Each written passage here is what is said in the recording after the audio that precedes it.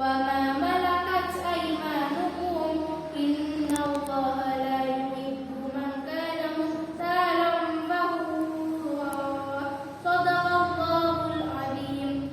Yang artinya, sembahlah Allah dan janganlah kamu mempersekutunya dengan sesuatu pun. Berbuat baiklah kepada kedua orang tua, karib kerabatmu, anak-anak yatim, orang miskin, teman sejawat, ibnu sabil, dan hamba sahaya yang kamu miliki.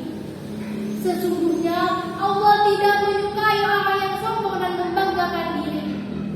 Hadirin yang dirahmati Allah, Nabi Muhammad SAW telah mengajarkan kepada umatnya untuk selalu memuliakan tetangga. Dalam sebuah hadis yang diriwayatkan dari Abu Hurairah, Nabi SAW bersabda, barang siapa yang beriman kepada Allah dan hari akhir, maka hendaklah dia mengucapkan perkataan yang baik atau diam, dan